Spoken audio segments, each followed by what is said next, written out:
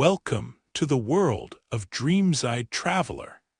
Here, beneath the soothing sound of gentle rain, we journey through time and space, uncovering the mysteries of the past and diving into the most captivating pages of human history. This place is created for those who love exploring the world in the quiet of evening, for those who value peace while yearning to discover something new before sleep.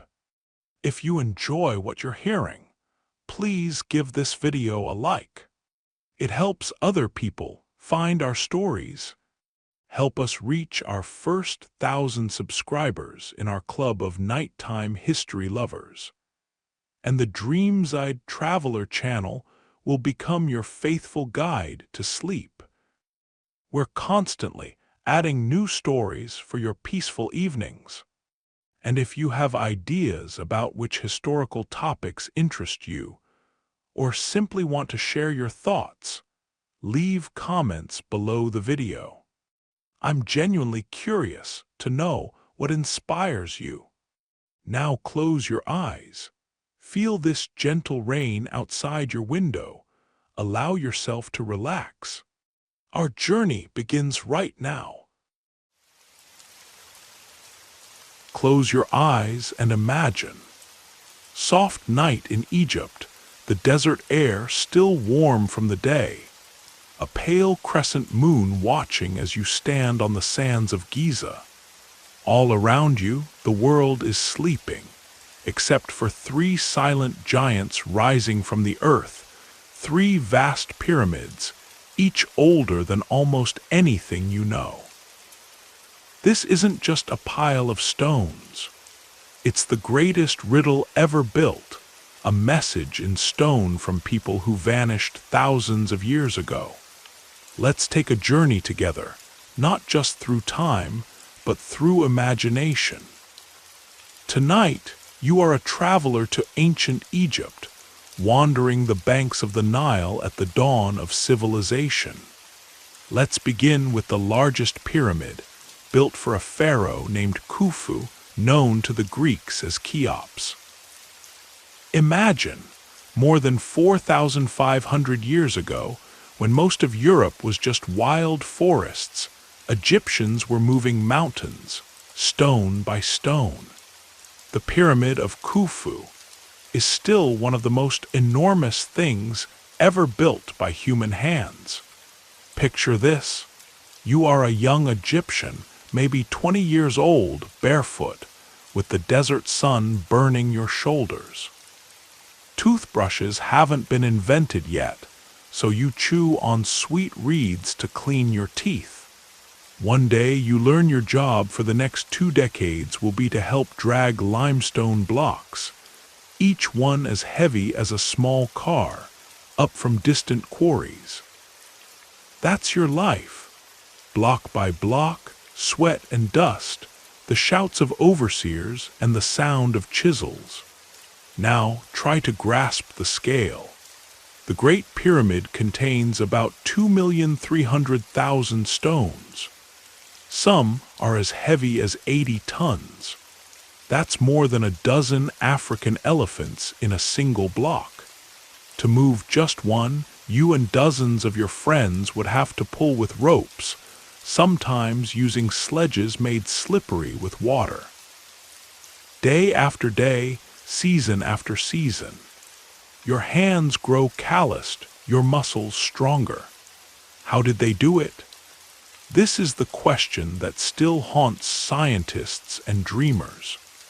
Some say there was a massive earthen ramp, stretching longer than the length of a town, winding up to the rising pyramid. But building such a ramp would have taken even more effort than the pyramid itself. Others suggest a spiral ramp hugging the outside as it grew, or even a secret ramp hidden inside. There are clever theories, drawings, even experiments with scaled-down models, but no one knows for sure. The mystery endures.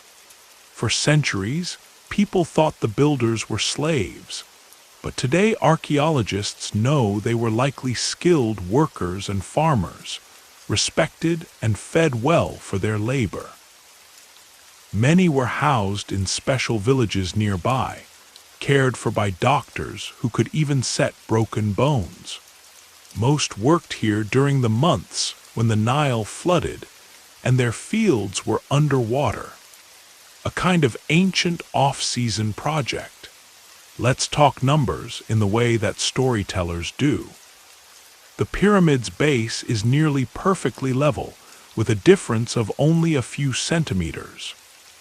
Each side points exactly toward one of the four cardinal directions: north, south, east, and west. Walk around the pyramid, measure the perimeter, and compare it to its height, and you'll find a ratio astonishingly close to 2 pi, the mathematical link between circle and line. Coincidence? Maybe. Or maybe these ancient builders knew more about geometry than we ever guessed. There's another odd fact that gives goosebumps to every fan of mysteries. The latitude of the Great Pyramid is almost exactly the same as the speed of light if you write both as numbers. Is this just chance? Most likely. But isn't it fun to imagine otherwise? Let's step inside. If you're expecting twisting tunnels and walls covered in paintings, you'll be surprised. The inside of the pyramid is almost empty, except for 3 main chambers. There's the king's chamber, where a single granite coffin sits, perfectly smooth and silent. There's the queen's chamber, smaller and mysterious. And deep below, cut into the bedrock, is the subterranean chamber, unfinished and eerie. Connecting them is the grand gallery, a sloping passageway high enough to make you crane your neck, lined with polished stone. It's the most impressive hallway in ancient architecture. And still, no one is sure why it's built this way. But here's the strangest part. The mummy of Khufu was never found inside. Grave robbers, perhaps, or maybe Khufu was never buried here at all. Some believe the pyramid was less a tomb and more a spiritual machine, a ladder for the king's soul to climb into the night sky. This brings us to the stars. The pyramids are not just piles of rocks, they are cosmic beacons. The narrow shafts inside the Great Pyramid point directly to certain stars. Orion's belt, sacred to the god Osiris, and Sirius, linked to the goddess Isis. The shaft from the queen's chamber points to Thuban, which was the North Star in Khufu's time. These are not random. The ancient Egyptians were stargazers, mapping the heavens with astonishing precision. To them, the pyramid was a gateway to eternity. Outside the pyramid, the story continues. There were temples, smaller pyramids for queens, long stone causeways, and even boat pits. Archaeologists have discovered enormous wooden boats buried near the pyramid, intended for Khufu's journey in the afterlife. Imagine unearthing a 40-meter-long vessel after 4,000 years. And beneath it all, the ground hides secrets yet untold. In recent years, Italian researchers announced a breathtaking discovery. Deep underground, their radar scans revealed a network of shafts, spiraling wells, and vast chambers, some cube-shaped, some stretching more than 600 meters below the surface. Some believe this is the legendary Hall of Records, a mythical library holding the wisdom of the ancients. Others remain skeptical. The truth waits, silent, for someone brave enough to uncover it. Of course, Khufu's pyramid is only one of 3.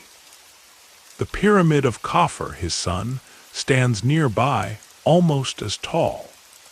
You can still see the original white limestone casing gleaming at its summit, like snow on a desert peak. The third, the Pyramid of Menkora, is smaller, but in its own way just as elegant. And then, of course, there is the Sphinx, part lion, part human, all mystery.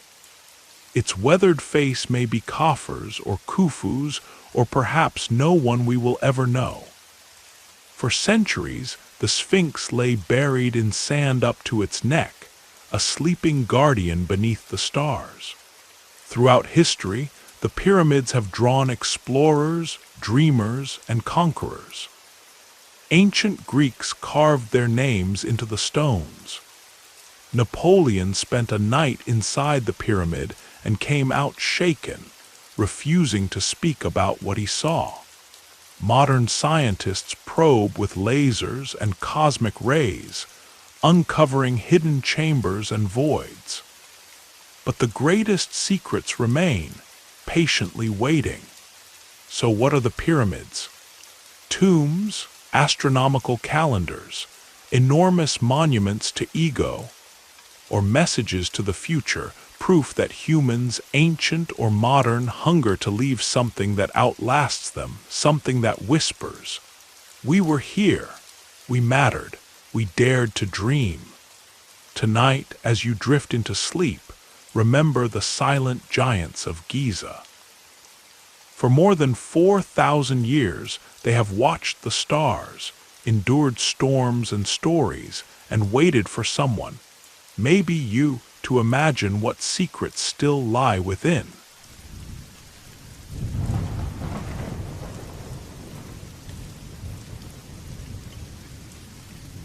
Imagine, if you will, a dawn wrapped in thick English mist.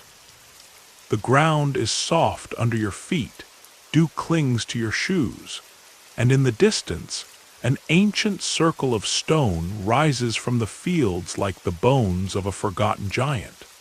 Welcome to Wiltshire. Welcome to Stonehenge, the world's most mysterious stone circle, a place that has whispered questions into the fog for thousands of years. Let's step back together, all the way to ancient Britain, more than 4,000 years ago. Try to picture it. You are not a tourist, not even a villager. For a moment, imagine you are a woolly sheep grazing by the Avon River, one ordinary morning. Suddenly, the earth shakes with the arrival of humans. Dozens, maybe hundreds, their faces painted with ochre, some wearing antlers, their eyes bright with excitement and determination. They come dragging enormous stones, each heavier than a car, some as heavy as 4 elephants. The stones are rough, cold, blue-gray. And you, the sheep, are about to become the only eyewitness to one of humanity's strangest achievements. Stonehenge didn't appear overnight. It's not the result of a magic spell or a single inspired weekend. The very first chapter began more than 5,000 years ago, when people dug a wide circular ditch and piled up the chalky earth, forming what archaeologists today call a henge. Strangely, the word henge doesn't even mean circle of stones. It simply means a big round earthwork. If you want to get technical, Stonehenge isn't even a true henge. Welcome to British archaeology, where even the names are riddles. For hundreds of years, nothing much changed. Then, about 4,500 years ago, the real spectacle began. Ancient Britons started dragging the first bluestones from far away, nearly 250 kilometers to the west, from the Preseli Hills in Wales. Imagine that. No wheels, no engines, just wooden sledges, rolling logs, and pure stubbornness. People still debate exactly how they did it. Did they drag the stones all the way overland, or did they float them on rafts down rivers? Either way, it was a journey that would take months, even years.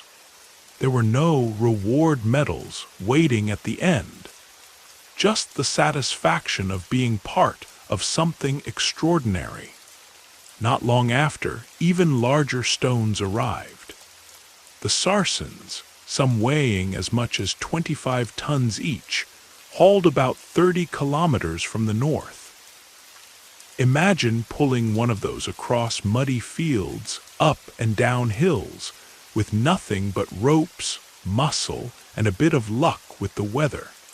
Some say entire villages would have worked together, sharing food, stories, and songs around fires each night. Maybe there were feasts, maybe there were arguments. No one wrote anything down, so their secrets remain buried in the earth. Now the design. Stonehenge was no random pile of rocks. The stones were set up in great concentric circles, some standing tall like ancient pillars, others laid across the top as giant stone bridges. The builders used techniques far ahead of their time, shaping the tops and sides with mortise and tenon joints. The same sort of joinery you'd see in woodworking, but here done with nothing but flint tools and endless patience. Some of the lintels were even locked in place with tongue and groove joints. It's like ancient carpentry, only with rocks that weigh as much as a bus. Why go to all this trouble? The truth is, nobody knows for sure. That's where the magic lies. Stonehenge keeps its secrets well. One idea: it was a burial place. Archaeologists have found ancient pits called Aubrey holes filled with cremated remains. Some say these were the elite, the leaders or shamans, given a resting place inside the sacred circle. Maybe it was a place to remember ancestors, to keep their memory alive in the heart of the land. Another theory: Stonehenge was an ancient calendar. Stand in just the right spot on the longest or shortest day of the year, the summer or winter solstice, and the rising or setting sun lines up perfectly with certain stones. Thousands still gather each year to watch the midsummer sunrise or midwinter sunset, feeling the old magic for themselves. To prehistoric people, the cycle of the sun was everything: life, death, planting, harvest. Stonehenge may have been their way to keep track of the great cosmic dance. A different guess: a healing center. Some of the bones found nearby show signs of injury or illness. Maybe people traveled great distances seeking a miracle from the stones. Or perhaps it was a place of meeting and celebration, where tribes gathered from across the land to trade, feast, and share news under the open sky. And yes, of course, there are those who whisper about aliens. Some think Stonehenge was built with help from visitors beyond the stars, because humans surely could never have managed such a feat. Most archaeologists would politely disagree, but the legend persists. Sometimes it's more fun to let mysteries stay mysterious. Despite centuries of digging, scanning, and arguing over endless cups of tea, so much about Stonehenge is still unknown. We don't know exactly who built it. These builders lived before the Celts, before the Romans, before the written word came to Britain. No diary survives, no blueprint, no user manual. All that's left are stones, stories, and silence. How did they move the stones? Maybe with wooden sledges and greasy animal fat, or maybe with rolling logs and teams of people chanting together, step by heavy step. Some think it was all for a massive festival, a prehistoric Glastonbury, with music, dancing, and shared awe at the power of the stones. And Stonehenge is not alone. Across Britain, hundreds of stone circles and ancient monuments dot the landscape: Avebury, the Rollright Stones, Castlereagh, and more. But Stonehenge is the one that captures imaginations everywhere, the prom queen of the Neolithic world. Today, technology lets us peek beneath the grass and chalk. Ground-penetrating radar and other high-tech tools have revealed hidden structures, ancient roads, post holes, and even other temples nearby. There's an entire lost landscape around Stonehenge, just waiting to be rediscovered. In modern times, Stonehenge remains a stage for protest and celebration. People still argue fiercely over how to protect it from busy roads and crowds of tourists. Not so long ago, visitors would climb and pose on the stones in their Sunday best. Now, fences keep everyone at a respectful distance. The stones have seen everything: kings, poets, druid festivals, rock concerts, even daring escapes by sheep and cows. So here stands Stonehenge, battered by storms, warmed by sun, wrapped in fog, and filled with secrets. Maybe it is a calendar, maybe a graveyard, maybe a temple, or maybe a place for joy, hope, and wonder. Its meaning changes with each new generation. Perhaps, just perhaps, the greatest magic of Stonehenge is that it refuses to give up its last riddle. Tonight, as you drift towards sleep, imagine yourself among those stones. Feel the damp grass, the ancient air, the silent pull of the earth. May your dreams be filled with gentle sheep, distant drums, and the slow, steady turning of the sun. Good night, traveler.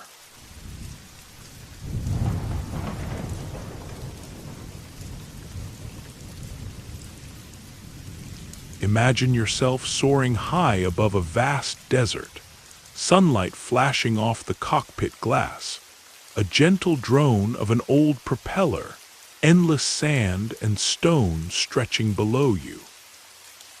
Now, as you gaze down, you spot something unbelievable. Lines, miles and miles of them, etched with uncanny straightness across the barren ground. Suddenly, a giant hummingbird appears beneath your flight path, its wings outstretched for more than 70 meters. Next, a monkey with a tail coiled like a spring, a spider, a human figure with big staring eyes. Welcome to the Nazca Lines, an ancient and silent gallery written into the skin of southern Peru. Let's go back in time. Imagine you are a member of the Nazca people, living in the vast, sunburned plain between the Pacific Ocean and the high Andes. It's about 1,500 years ago, the year is 500 of our era, and your world is sun and dust, wind and stone. Your people grow crops with clever underground canals. Life here is a balance of genius and survival. But every now and then, for reasons still unknown, you and your community step into the heat to scratch gigantic pictures into the earth itself. These are the Nazca Lines, a collection of geoglyphs, or earth drawings, spread across nearly 1,000 square kilometers of desert. Some are simple straight lines, longer than 20 kilometers, slicing the desert with ruler-straight precision. Others swirl and zigzag in geometric shapes, spirals, trapezoids, long wide bands. And then there are the pictures, over 300 giant images of animals, plants, and strange beings. Some are small, only 10 meters or so. Others, like the great monkey, stretch over 90 meters from nose to tail. That's longer than a city block. The spider, the hummingbird, the so-called astronaut, waving to the sky, all of these etched with nothing but patience and sharp eyes. But how did people do this, and why? That's where the mystery deepens. The lines were made by carefully sweeping away the reddish-brown stones of the desert surface, revealing the pale earth beneath. In the fierce sun, this difference in color stands out like a brushstroke on canvas. Each line is surprisingly shallow, no more than 15 centimeters deep. But the air here is so dry, so windless, that the marks have lasted more than 15 centuries. Now let's imagine you are helping create one of these lines. There are no balloons, no airplanes, no hills high enough to see the full picture. To scale up your drawings, you and your family use stakes and ropes, making careful grids on the ground, working from tiny models. You walk, measure, check the shape, and slowly, patiently, the earth becomes your canvas. It's hard, hot work. Your feet raise dust, your shoulders ache, but you know something grand is taking shape, even if you will never see it whole. Why did the Nazca people draw these enormous pictures? Nobody knows for certain. Over the years, scholars and dreamers have floated dozens of ideas. Maybe the lines were a kind of giant astronomical calendar, pointing to the places where the sun or certain stars rise on important days. Some lines do align with the solstices or with planets. But as one scientist joked, draw enough lines, and eventually some will point at Venus. Others suggest the lines were ceremonial paths, walked in long ritual processions. Maybe whole communities joined together, weaving between the lines, singing or chanting, their movements part of the art itself. After all, walking in circles to please the gods is a tradition as old as humanity. A different idea, gaining popularity today, is that the lines are linked to water. Here in the Nazca Desert, rain is as rare as a miracle. Some lines seem to point to ancient wells or underground rivers. Perhaps the giant figures were prayers for rain, or signposts to hidden water sources, written so the spirits above could read them and answer. And then, of course, there's the alien theory. Some say these figures were meant for visitors from the stars, especially after seeing the so-called astronaut, a round-headed figure with big eyes, one arm raised in greeting. The truth is, there's no evidence for space travelers, just human patience, artistry, and perhaps a sense of humor that still reaches us across time. Despite all their size and fame, the Nazca Lines are fragile. In 2014, a group of protesters accidentally scarred the famous hummingbird. In 2018, a truck driver veered off the highway, leaving tire marks across the ancient figures. The greatest threats are erosion, careless footsteps, and changes in the climate. The desert is shifting, and with it, these ancient messages may fade. But there is hope. Today, archaeologists use drones, satellites, and artificial intelligence to find new lines.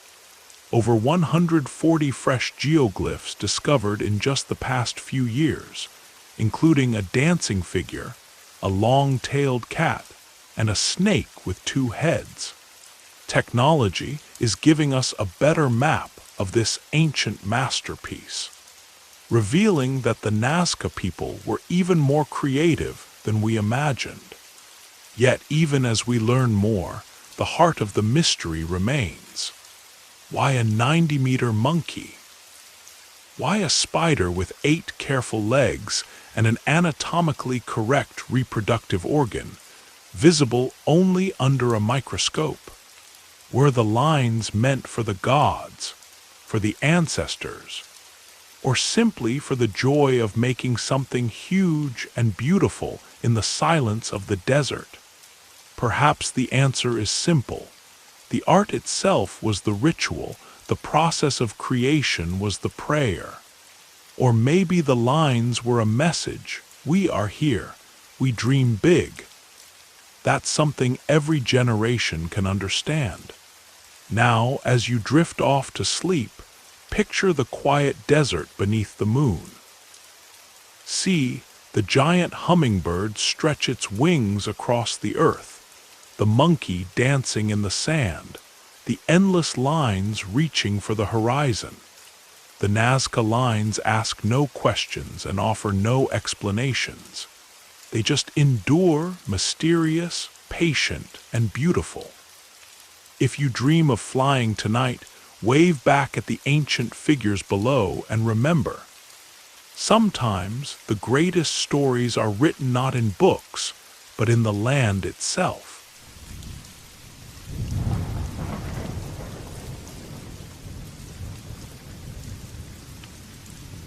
Imagine the salty wind tugging at your hair as you stand at the edge of the world.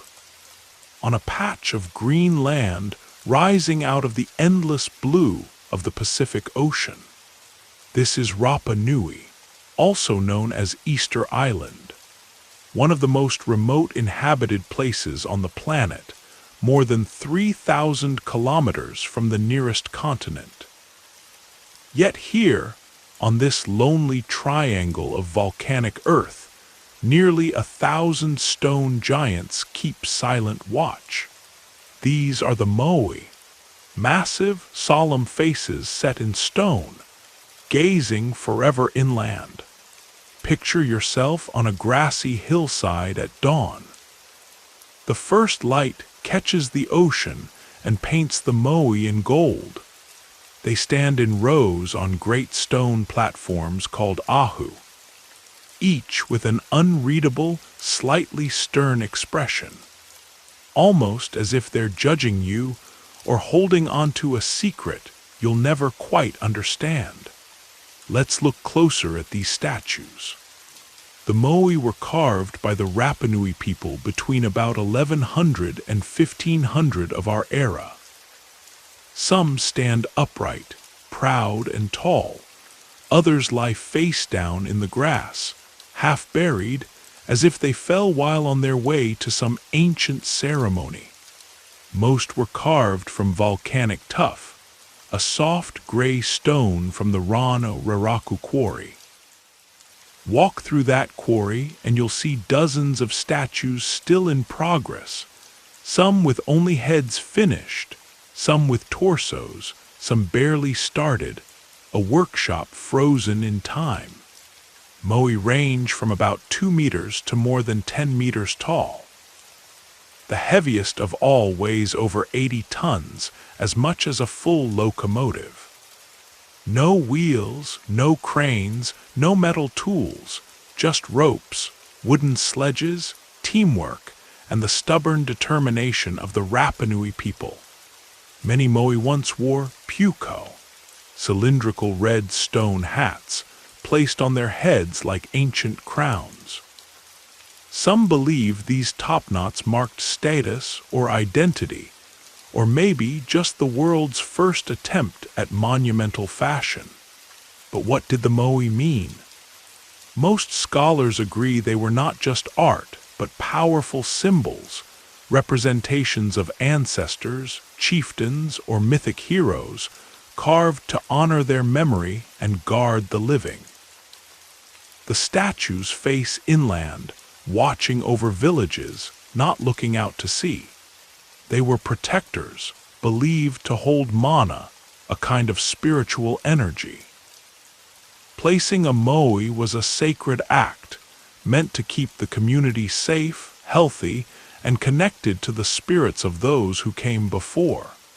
And how did people move these giants? For a long time, everyone pictured moai being dragged across the island on logs, leading to stories that the Rapa Nui cut down all their forests and brought disaster upon themselves. But recent research has changed the story. Experiments show that teams could walk the moai upright using ropes, rocking the statues forward in a careful shuffle. It's a bit like wiggling a refrigerator across a kitchen floor, a slow dance that takes many hands and a lot of patience. This means the islanders may not have destroyed their forests after all. They were ingenious, not careless. Not every statue remained standing. Some fell in earthquakes, others were toppled during conflicts as the island's society changed and power shifted. And after the arrival of outsiders, traders, colonizers, slavers, Rapa Nui was devastated by disease and loss. The old stories, passed down by word of mouth, were nearly erased. Yet the moai endured, battered by wind and rain, gazing into the distance. Recent excavations have revealed even more. Many of the heads you see sticking out of the ground are actually full-bodied figures, with torsos and arms buried beneath centuries of earth. Some moai have carvings on their backs, symbols and petroglyphs, possibly marking clan identities or telling lost stories. In the year 2023, scientists using satellites and ground-penetrating radar uncovered hints of more hidden ahu, ceremonial platforms, lying buried beneath the soil. Why did the Rapa Nui begin carving the moai? Why did they stop? Did some serve as grave markers, or boundary stones, or even tools for ceremonies we can't imagine today? Much of the oral tradition that might have answered these questions is lost forever. Yet the mystery lingers. And perhaps the mystery is part of the meaning. Easter Island is tiny, but its riddles are as vast as the Pacific itself. The moai are more than statues. They are questions chiseled in stone, silent guardians, memories that have survived everything the world could throw at them. They have watched centuries of sunrise, outlasting wars, storms, and even the people who dreamed them into being. So tonight, as you drift toward sleep, let your thoughts journey to this faraway island, where ancient giants stand in grass and wind. If in your dreams a moai turns to watch you, don't be afraid. They have always been there, and tonight, perhaps, they're watching over you too.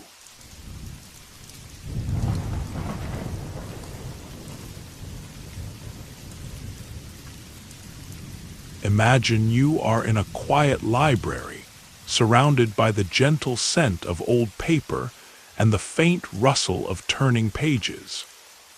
In front of you rests a book unlike any other, a book no one on earth can truly read. This is the Voynich Manuscript, perhaps the most mysterious book ever created. Its pages, 240 of them, are filled with swirling, looping handwriting, written in a language no one has ever spoken. Scattered between the text are drawings, plants that don't exist, circles of stars and zodiac signs, naked women relaxing in winding pools, odd pipes, and what look like medieval spa diagrams. The entire thing feels like a puzzle locked inside a dream.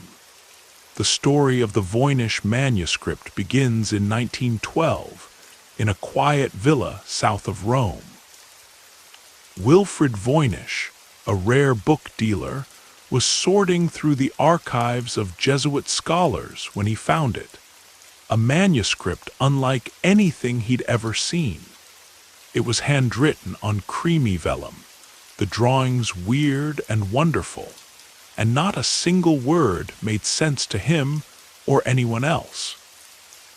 When Voynich brought it home, he unwittingly set the entire world of scholars and codebreakers into a frenzy.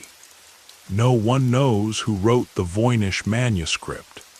It doesn't have a title or a table of contents or even chapter headings.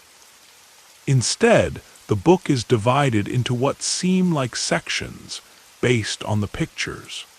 The first part is botanical, page after page of strange, impossible plants with roots, leaves, and blossoms that exist nowhere in nature.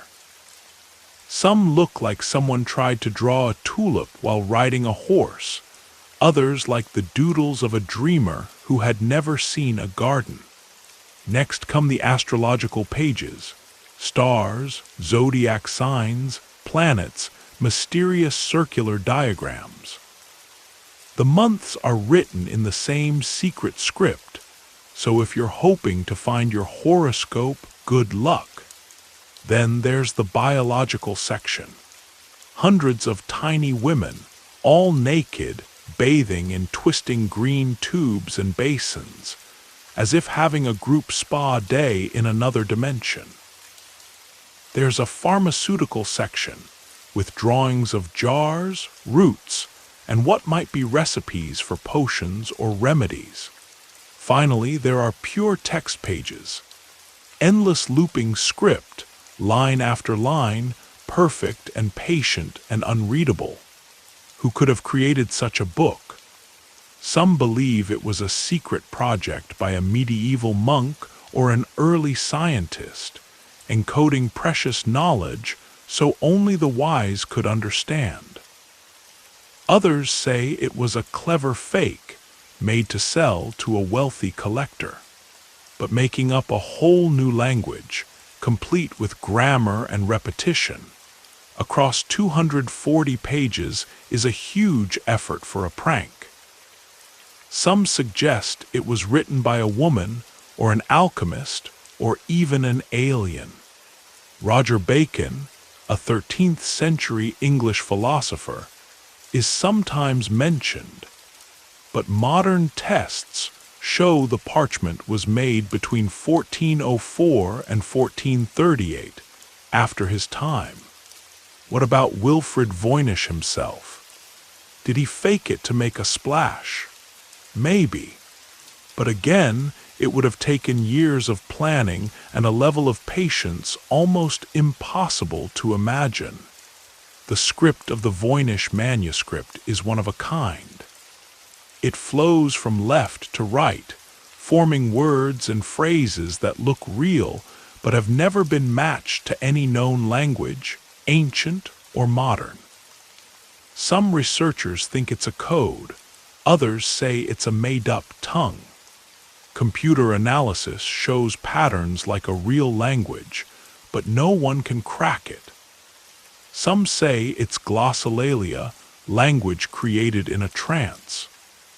Others think it's an early experiment in inventing a language, like a medieval Esperanto. If it's fake, it's the cleverest nonsense ever written. Over the years, everyone has tried to decode it. Cryptographers from the world wars, linguists, computer scientists, even artificial intelligence. In 2019, a Canadian researcher claimed to have read some words using AI, thinking it might be a form of Hebrew. Others disagreed. In 2020, a German scholar suggested it was a lost Romance language. No solution has lasted. Every time someone says, "I've cracked it," the world waits, then shakes its head and moves on. The Voynich Manuscript remains the greatest riddle in book form. A literary mirage, a silent challenge. You can see every page today at Yale University's Beinecke Library, or even online. People have built forums, YouTube channels, and even gotten Voynich tattoos. Some believe it's the work of aliens or time travelers. Others just enjoy the beauty of the mystery. A secret garden of ink and leaves that refuses to give up its secrets. Who wrote it? Why? What does it mean? Is it a book of magic, of medicine, a lost diary, a code, or simply a prank? Or maybe, just maybe, it was always meant to be a puzzle, a book whose greatest meaning is the wonder it inspires. As you close your eyes tonight, imagine those looping, flowing letters and impossible plants. Picture a world written in code, a lullaby in ink, a language that lives only in dreams. Perhaps tonight, in sleep, you'll wander through its pages and discover a meaning meant only for you.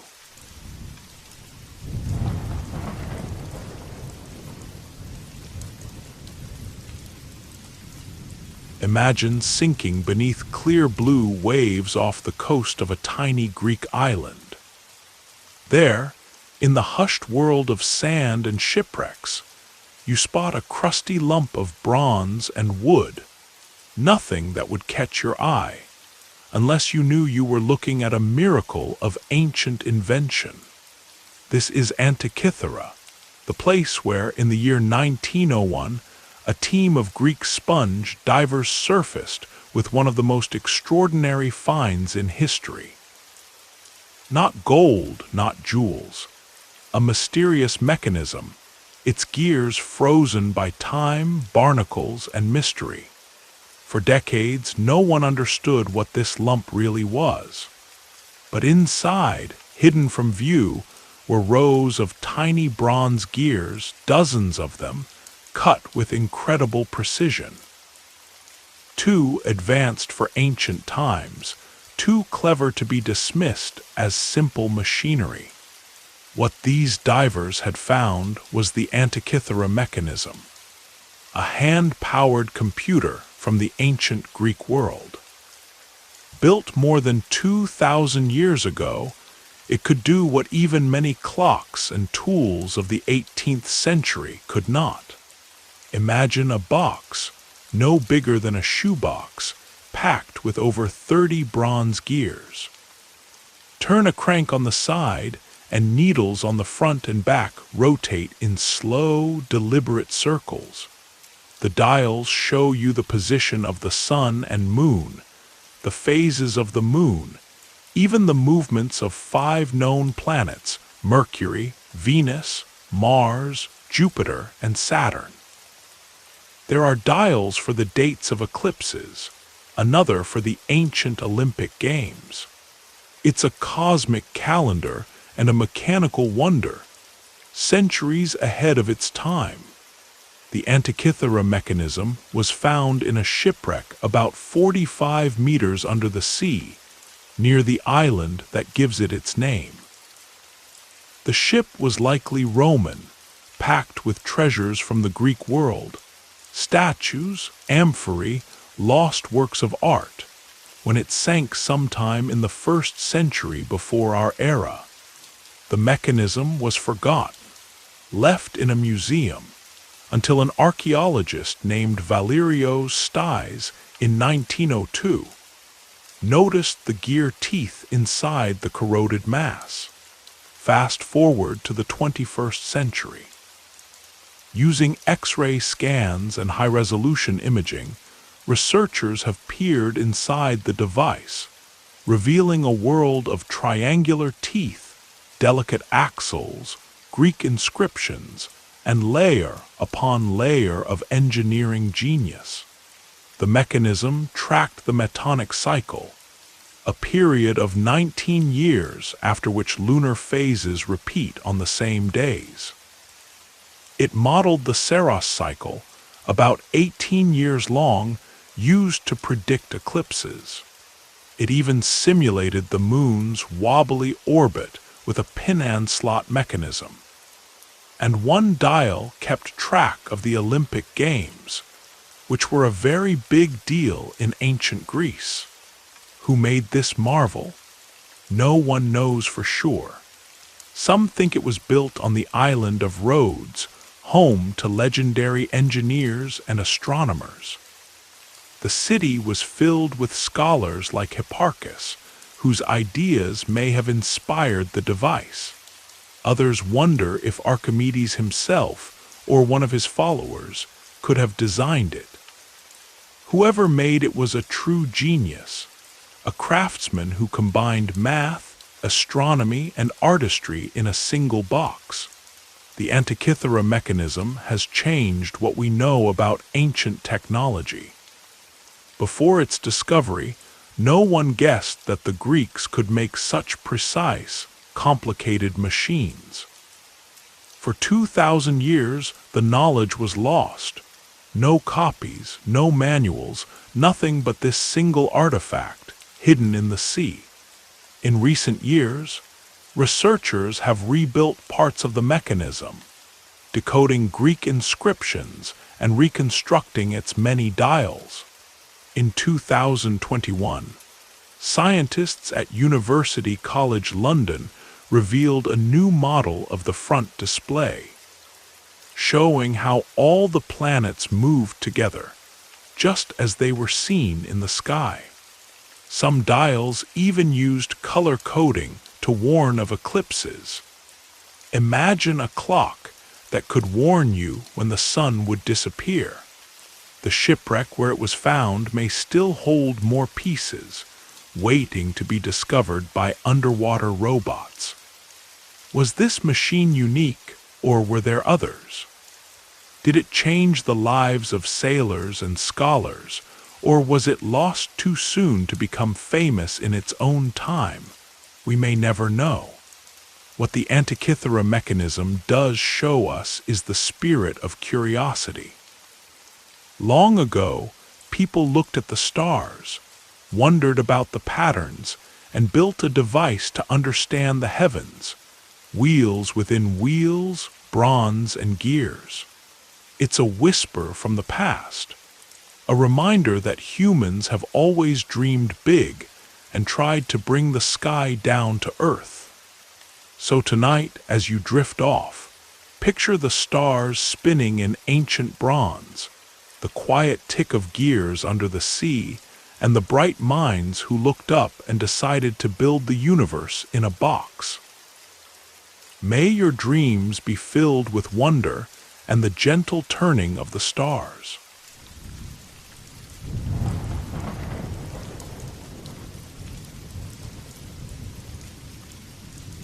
Imagine the quiet fields of Shanxi province, far from the flashing lights of China's big cities.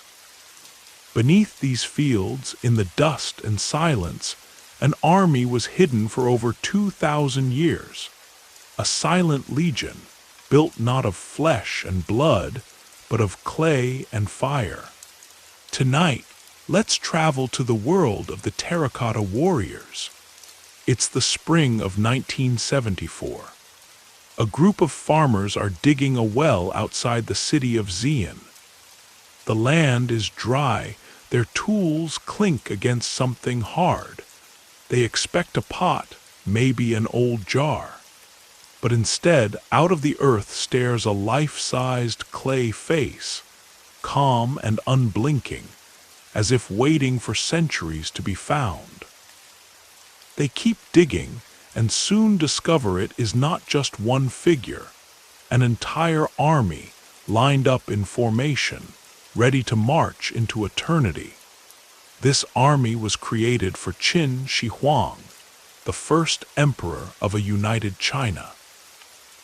He became ruler at just 13 years old, in the year 246 before our era, and he immediately began planning for the afterlife.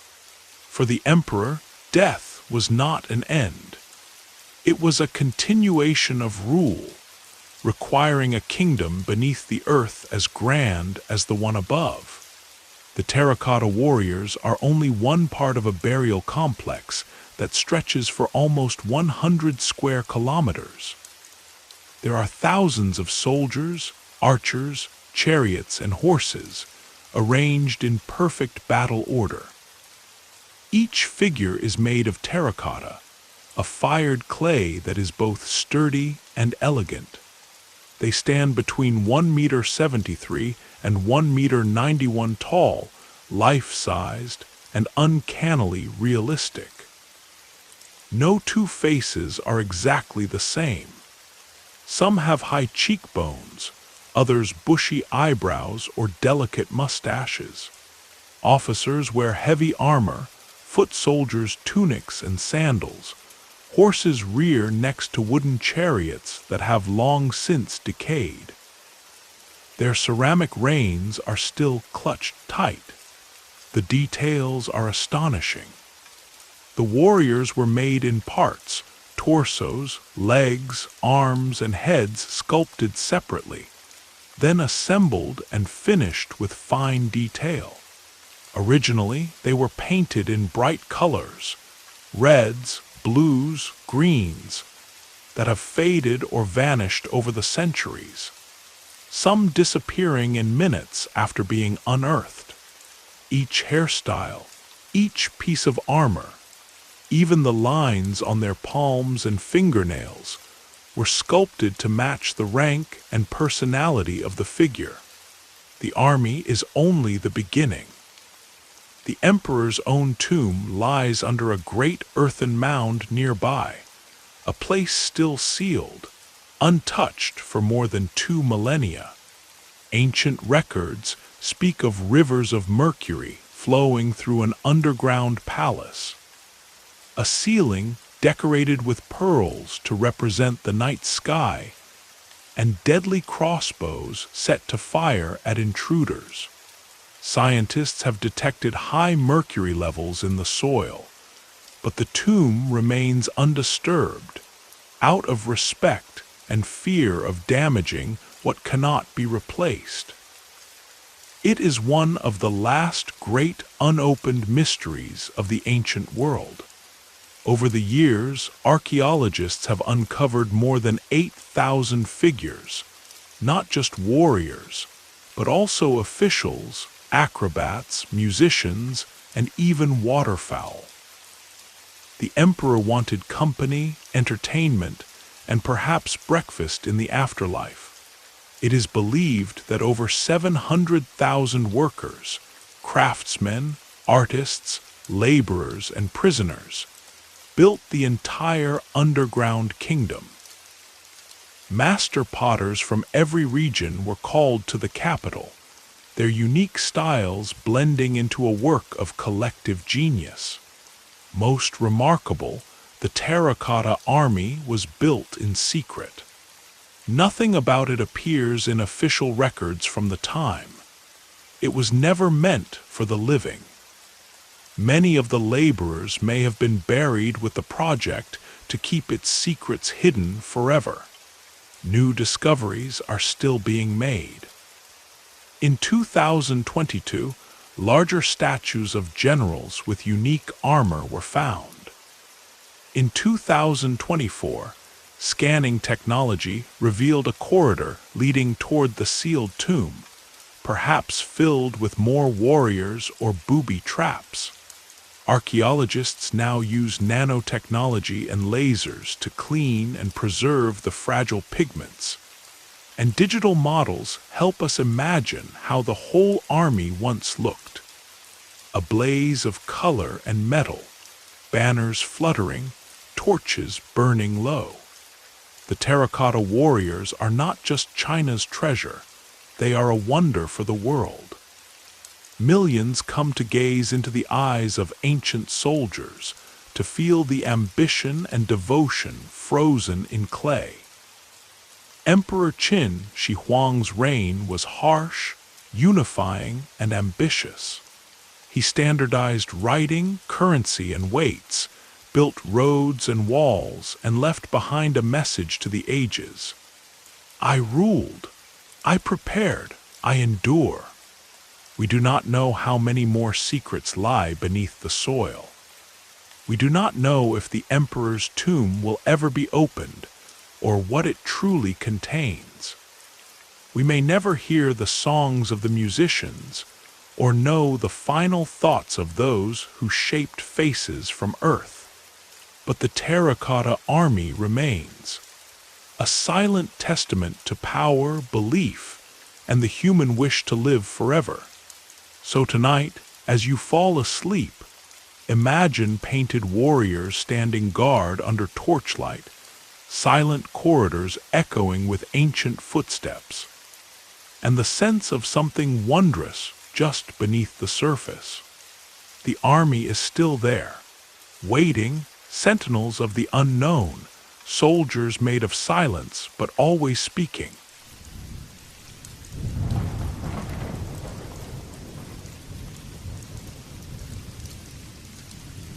Imagine a cold, high plateau more than 3,600 meters above the sea, where the wind whistles through the thin air of the Bolivian Andes.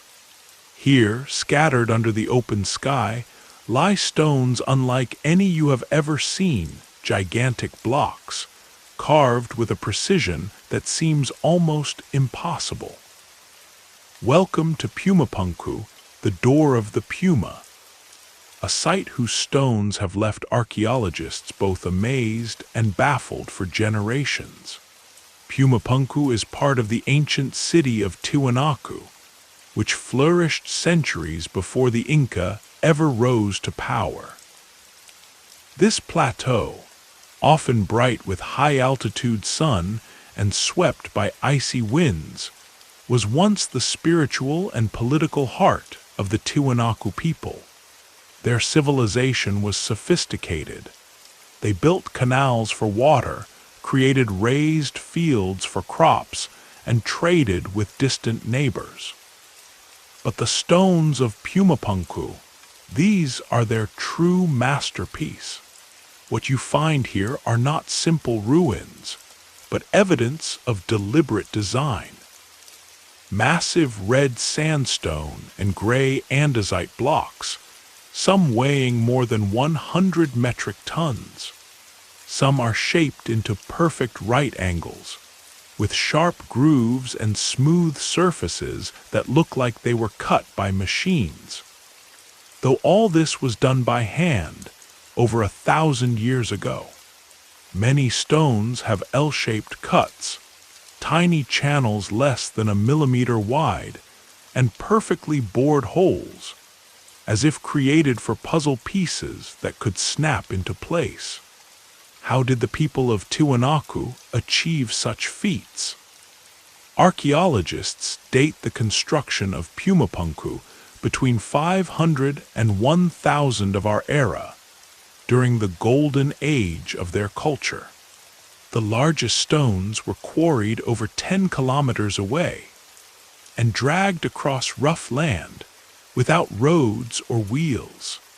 Even more impressive, the dense andesite stones came from quarries almost 90 kilometers away, likely floated across Lake Titicaca and then hauled uphill. An ancient Andean version of building a cathedral, stone by stone, with nothing but ropes, ramps, and willpower. Their stonework goes far beyond brute force. Pumapunku's most famous blocks are the H-shaped stones, dozens of identical pieces, designed to interlock in complex patterns. Scholars believe these created earthquake-resistant structures, like a modular building kit centuries ahead of its time.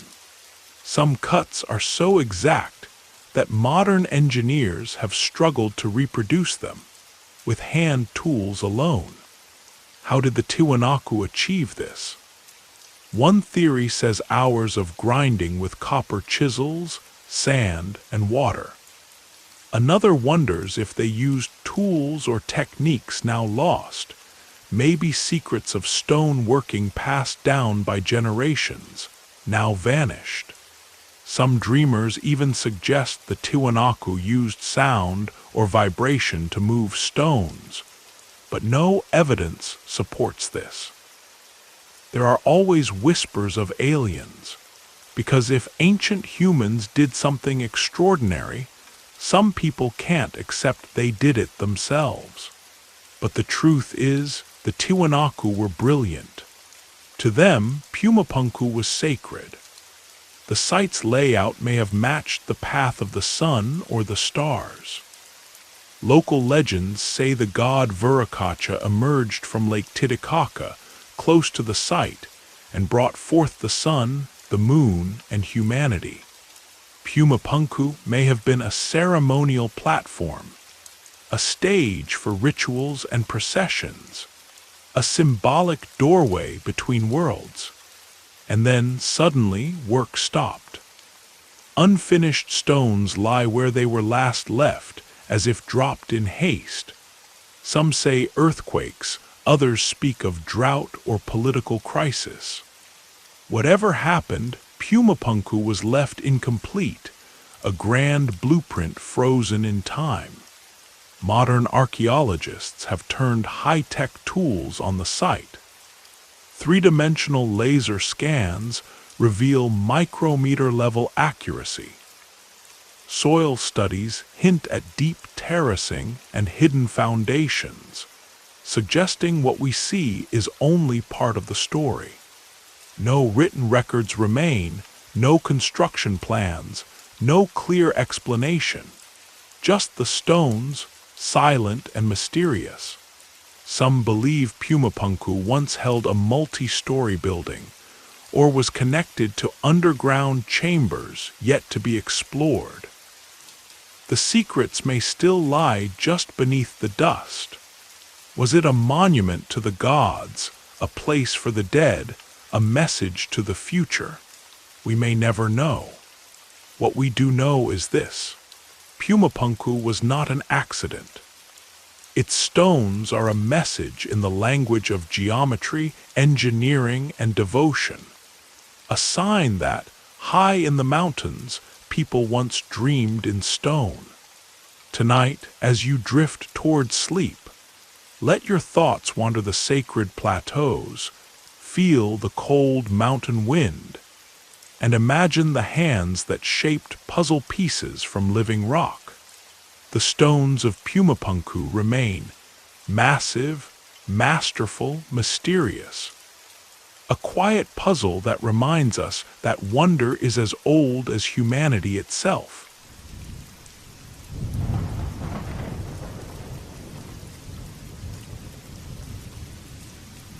Imagine yourself slipping gently beneath the waves, into a world where reality and legend blur, where lost cities rest in silence, and ancient dreams refuse to fade. Tonight we search for Atlantis, the most famous lost city of them all, a city that has inspired explorers, artists, scientists, and dreamers for more than 2,000 years. Atlantis, a word that conjures up images of impossible buildings, forgotten technology, sunken palaces, and the haunting echo of a story that refuses to end. Our journey begins not with a treasure map, but with the words of a philosopher. In the year 360 before our era, the Greek thinker Plato wrote 2 books, Timaeus and Critias. In these dialogues, Plato's characters share a tale passed down through generations. The lawgiver Solon heard it from Egyptian priests, who told of a mighty island kingdom far beyond the Pillars of Hercules, the strait we now call Gibraltar. According to the story, Atlantis was a vast and powerful civilization. It was said to have magnificent temples, glittering fields, palaces of gold and silver, and concentric rings of land and water that circled a shining capital. Its people were skilled, clever, rich in art, science, and philosophy. But the Atlanteans became greedy and arrogant. They tried to conquer the world. The gods punished them, and in a single terrible day and night, Atlantis was swallowed by the sea, gone forever. Was Plato writing history or myth? Most scholars believe his story was a parable, a warning about the dangers of pride and power, an allegory about the rise and fall of civilizations. But here's the secret. Plato never says he made it up. He lets the story hang, half in fact, half in fantasy, and for thousands of years people have wondered, could Atlantis have been real? Could there be a lost city beneath the waves? So began the world's greatest treasure hunt. Over centuries, Atlantis has been found in dozens of places. Let's visit a few. Some point to the Greek island of Santorini, once called Thera, where a huge volcanic eruption around 1600 before our era destroyed a thriving civilization. The ruins and art seem advanced. There are flooded cities and lost palaces. But Santorini isn't beyond the Pillars of Hercules unless you bend the map or the meaning. Others look to Spain in the marshes of Dinyana National Park. Satellite images show mysterious circles, ancient structures, and rumors of underwater ruins. Still, nothing has been proven. In the Bahamas, a line of underwater stones called the Bimini Road has fueled legends. Some see a lost highway. Others say it's just limestone shaped by nature. Some have even suggested Atlantis was in Antarctica, moved there by shifting continents, frozen under miles of ice. These theories are bold, sometimes wild, but the allure of Atlantis means no idea is too strange. For some, Atlantis isn't a single place, but a source of all lost wisdom. The mother of pyramids, the fountain of hidden technology, the spark of civilizations across the globe. Others accept Atlantis as pure invention, a thought experiment that spun out of control. Atlantis lives on in books, movies, games, comics, and wild theories, an eternal playground for the imagination. In the 20th century, even psychics like Edgar Cayce claimed to have visions of Atlantis, predicting it would rise again in the 1960s. It didn't, but the dream goes on. But let's not forget reality. Archaeologists have found truly amazing sunken cities. Pavloptri off the coast of Greece, more than 5,000 years old. Dwarka in India, with underwater ruins linked to epic tales. Yonaguni in Japan, where mysterious stone formations stir fierce debate. The Earth has a history of disasters, tsunamis, earthquakes, rising seas. Towns have vanished, swallowed by water. Maybe Atlantis is not a single city, but a repeating human story. We build, we flourish, and sometimes we are lost to time and tide. So was there ever a real Atlantis? Maybe a memory, passed through centuries, reshaped by storytellers, until it became a myth. Maybe it was never meant to be found. Maybe that's the point. Atlantis is the idea of a perfect world, doomed by its own pride, a reminder that nothing lasts forever. What matters is not whether Atlantis existed, but that people keep searching.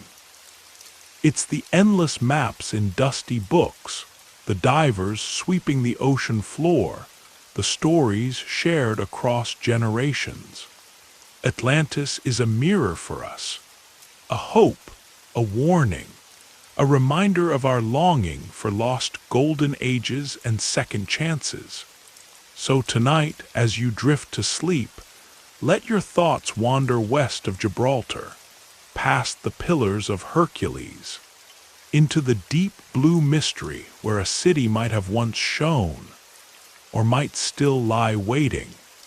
Atlantis endures, not because we know it's real, but because we need it to be. Because everyone dreams, at least once, of a paradise lost beneath the sea.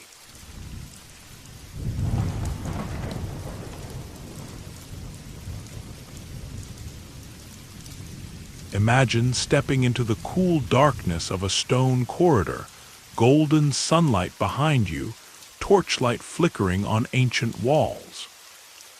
The air is thick with dust, secrets, and anticipation.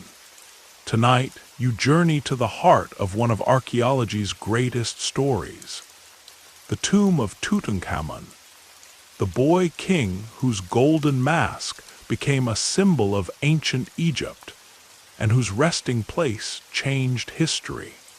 It's the year 1922. The world is changing. Jazz echoes across continents. New inventions speed through the streets, and in the Valley of the Kings, under the relentless Egyptian sun, a British archaeologist named Howard Carter is scraping through the last layers of sand and hope. He's funded by the eccentric Lord Carnarvon, who has trusted Carter's stubborn belief that one final, unspoiled tomb still waits in this ancient burial ground. Most experts say he's wasting time. Every pharaoh's grave has surely been found, every treasure taken by looters or by time. But Carter presses on. Then, on November 4th, a water boy trips on a stone in the dust. A step is uncovered. Then a staircase. Then a sealed door, still marked with ancient seals. For weeks, Carter's team works in secret, chipping through the ages. Finally, Carter peers through a tiny hole by candlelight and glimpses wonderful things.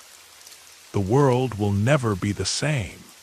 Tutankhamun was a child when he became pharaoh, around 1332 before our era, and he ruled for only 9 years in a time of turmoil and revolution. His father was likely Akhenaten, the heretic king who turned Egypt's many gods into a single, sun-worshipping faith. After Akhenaten's death, Egypt was in chaos. At just 9 years old, Tutankhamun was made king, probably more a figurehead than a ruler. He changed his name, restored the old gods, moved the capital back to Thebes, and reopened the temples. But around age 19, he died suddenly and mysteriously, and was buried in haste. His tomb, now known as KV62, is surprisingly small for a king, with just 4 rooms. Many believe it was built for someone else and repurposed when the young pharaoh died so unexpectedly. Yet, what made the tomb extraordinary was its completeness. Nearly every other royal tomb in the valley had been looted, but Tutankhamun's was hidden, its entrance buried by debris, forgotten for more than 3,000 years. Inside, Carter found a treasure trove, over 5,000 artifacts, every one a window into a vanished world. Ritual couches shaped like lions and bulls, thrones of gold, musical instruments, board games, chariots, shields, jewelry, ornate sandals, jars of honey and wine. The burial chamber's walls were painted with scenes of Tutankhamun greeted by gods and entering the afterlife. At the center, a golden shrine held a stone sarcophagus. Inside it, 3 nested coffins, the innermost made of solid gold. And inside that, the mummified body of the boy king himself. The news spread like wildfire. Headlines screamed of pharaohs' curses, buried gold, and ancient magic. When Lord Carnarvon died soon after the tomb's opening from an infected mosquito bite, the legend of the curse of the pharaoh was born. Lights flickered, canaries died, and the world was enchanted by Egyptomania. But beyond the superstitions was something far more profound. The world had never seen ancient Egypt so close, so vivid, so real. Among the treasures, the golden burial mask became the most iconic. A masterpiece of art and faith, crafted from more than 9 kilograms of gold, inlaid with glass, obsidian, and lapis lazuli. There were statues of gods, canopic jars holding the pharaoh's organs, each topped with his likeness, and a dagger forged from iron that fell from the sky, a meteorite, star metal. There were beds shaped like divine creatures, and in a small box a lock of hair, likely from his grandmother, Queen Te, a reminder that love outlasts even death. Modern science has pulled even more secrets from the tomb than Carter could ever imagine. CT scans revealed that Tutankhamun had a cleft palate and a club foot. He likely walked with a cane, dozens of which were found in his tomb. DNA tests showed his parents were siblings, leaving his health fragile, and he may have suffered from malaria or other diseases. He was not a mighty conqueror or a long-reigning king. He was a teenager with sandals, cosmetics, dreams, and very human vulnerabilities. In 2015, Egyptologist Nicholas Reeves proposed that there might be hidden doorways behind the tomb's walls, possibly leading to another burial, perhaps of Nefertiti herself. Some scans show faint outlines, others do not. The mystery lingers. Maybe the greatest secret of all still lies just a few steps away, waiting in the darkness. Howard Carter spent more than a decade cataloging every treasure from the tomb. He was meticulous and sometimes stubborn. His relationship with Egyptian authorities complicated, his reputation both heroic and controversial. But there's no denying what he accomplished. He brought ancient Egypt alive for the world. Tutankhamun's tomb changed archaeology, museum culture, art, and even fashion. His golden mask has traveled the globe, drawing millions of visitors. The treasures inspired books, films, and a wave of fascination with the mysteries of the Nile. Children wrote reports, artists painted tributes, and the story of the Boy King captured the world's imagination. The Valley of the Kings remains a place of quiet shadow and memory. The tomb of Tutankhamun was small, but its story is vast. It reminds us that the past can still speak to us, that wonder sleeps beneath our feet, and that sometimes a forgotten boy can become an eternal king, simply by being remembered. So tonight, as you drift off, let your dreams wander down a golden corridor, past painted gods and silent treasures, and into the tomb of a king who, for a moment, made the ancient world live again.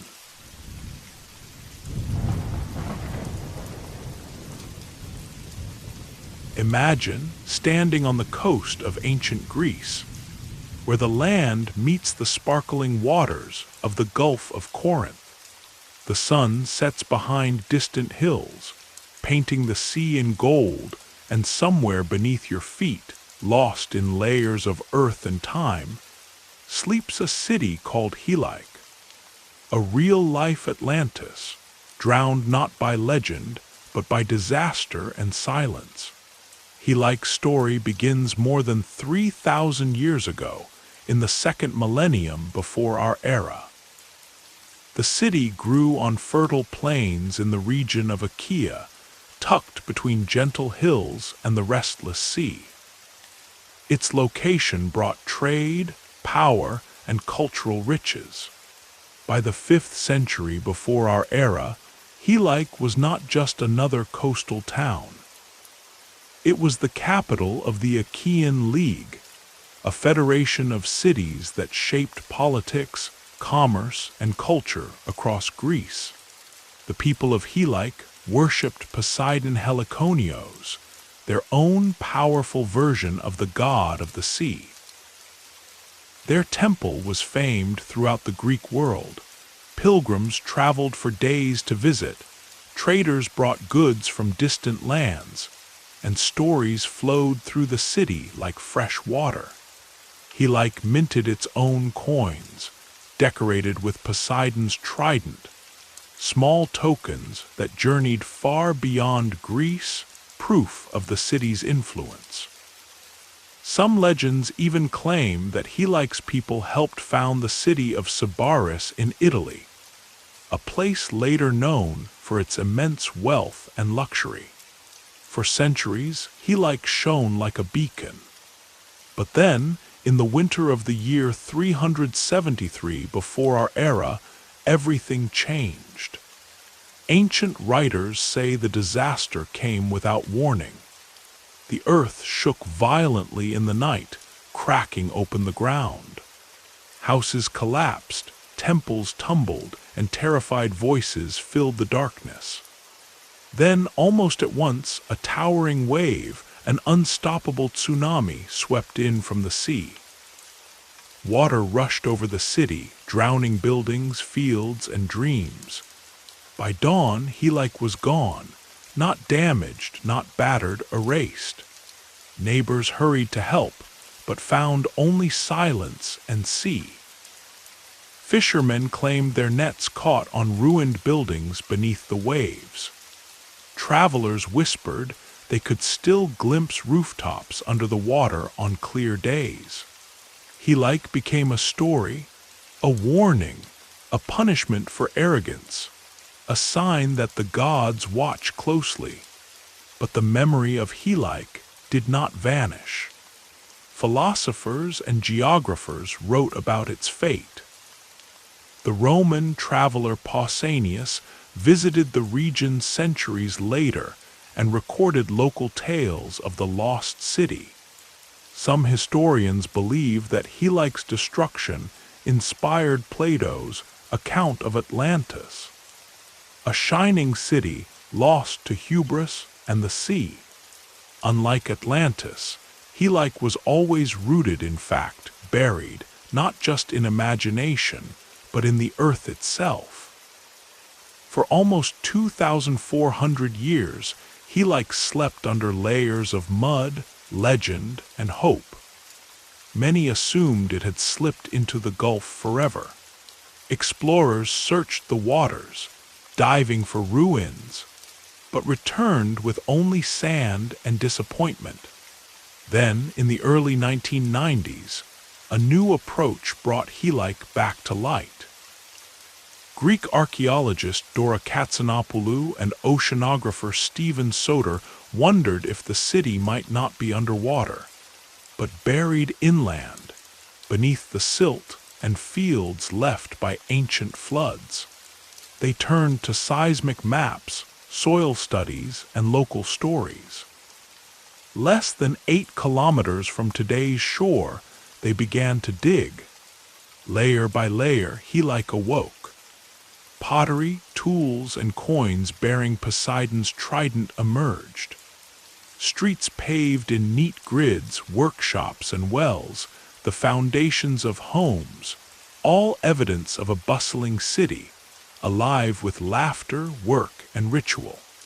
Beneath these, they found even older buildings, structures almost 3,000 years old, showing that Helike had been built and rebuilt over centuries.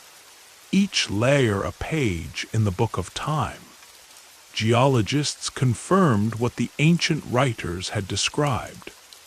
A powerful earthquake had caused the ground to liquefy, swallowing buildings and people alike, and the tsunami had finished the destruction.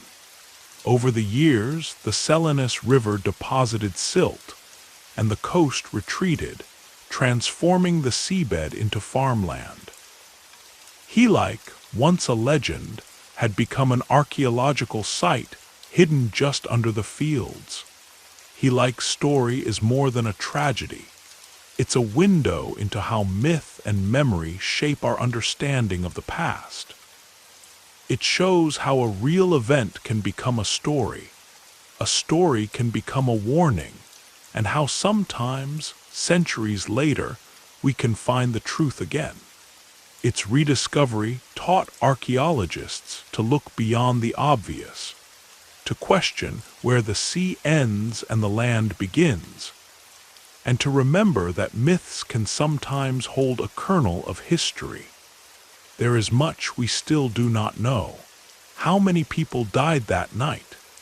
Did anyone survive to tell the tale? What did the great temple of Poseidon truly look like? How much of the city is still buried, waiting for a new generation to uncover its secrets? Helike was a city that rose from the soil, fell into the sea, and lived on in story and legend. Now, piece by piece, it returns to the light, a reminder that nothing is ever truly lost, that beneath the fields and myths, history still breathes. Tonight, dear dreamer, let your thoughts drift to the ancient Gulf of Corinth, where waves once roared, temples stood tall, and legends still whisper just beneath the earth.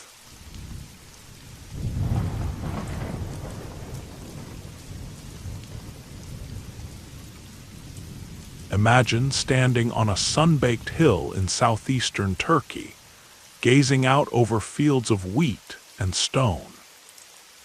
Beneath your feet, hidden for more than 10,000 years, lies a secret that changed everything we thought we knew about the beginning of civilization. Tonight, we journey to Göbekli Tepe, a place older than writing, older than cities, older than the wheel itself. Here, long before the pyramids or Stonehenge, ancient people built a temple complex that still defies explanation. The name means Potbelly Hill. For centuries, locals passed by without knowing what lay below. Only in the 1990s did archaeologists led by Klaus Schmidt begin to uncover its true wonder. At the summit of the hill, circles of massive T-shaped stone pillars emerged, some towering 6 meters high, each weighing between 10 and 20 tons. The pillars stand in carefully arranged rings, their surfaces covered with carvings of animals, foxes, boars, vultures, lions, scorpions, and snakes, each one rendered with skill and meaning. But here's the most astonishing part. Göbekli Tepe dates back to around 9,600 before our era, more than 11,000 years ago. This is thousands of years before the first cities, before the invention of agriculture or pottery, before written language. The people who built it were hunter-gatherers, moving with the seasons, living in small groups, using simple flint tools.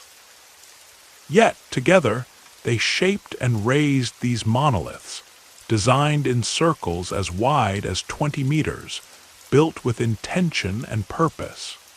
There are no signs of homes or ordinary daily life here.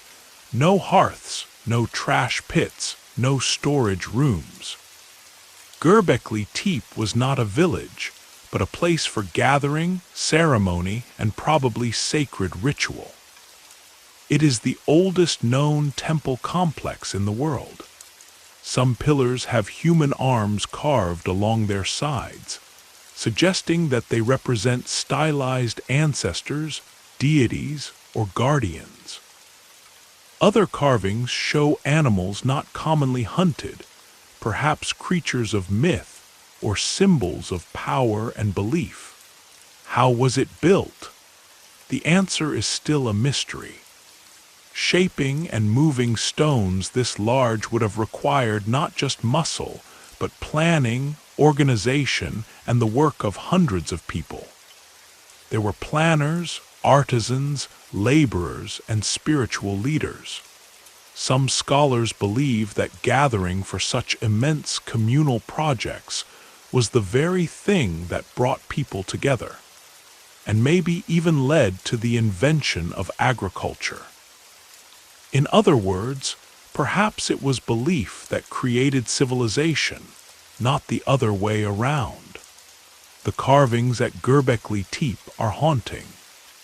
There are scenes of vultures, serpents, and headless human figures, maybe telling stories of creation, death, or cosmic battles.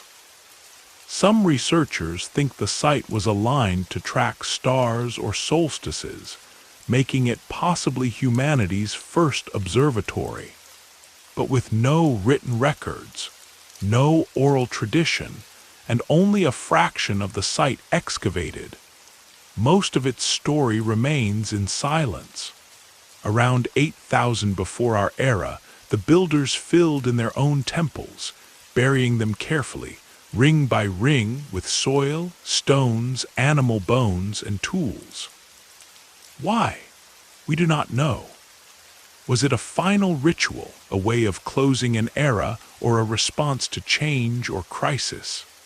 The burial preserved the site almost perfectly, sealing a message in stone for a future that would not open the package for more than 10 millennia. What do we know about the people of Göbekli Tepe? They hunted wild animals, gazelle and aurochs. They gathered nuts, seeds, and wild fruits. They lived in small camps nearby without permanent houses or villages. Yet they returned here again and again, perhaps for great feasts, ceremonies, storytelling, and the rituals that shaped their identity. Building the site may have brought them together and laid the foundation for the very first communities. And Göbekli Tepe is not alone. Similar sites have been found nearby, Karahan Tepe and Nevali Sari, with T-shaped pillars and intricate carvings. Together, they reveal a wider culture of belief and art stretching across ancient Anatolia. What was the true purpose of Göbekli Tepe? Was it religious, social, astronomical, or all of these? Who carved the images, who led the rituals, and what did the symbols mean? How did they pass down their stories through myth, song, or gathering under the stars? Much remains hidden. Only a small part of the site has been excavated. Most of its secrets still lie buried. Yet even in silence, Göbekli Tepe tells us something profound. That the search for meaning, the urge to gather and create, and the need for wonder are as old as humanity itself. We have always gathered under the night sky, searching for answers, leaving marks for those who would come after. Even without names or written stories, the stones speak, reminding us that the sacred came before the settled, and that sometimes the urge to dream and to build together is what called civilization into being. Tonight, let your dreams drift to a time before history, to circles of stone, to the first questions carved in limestone beneath the ancient stars.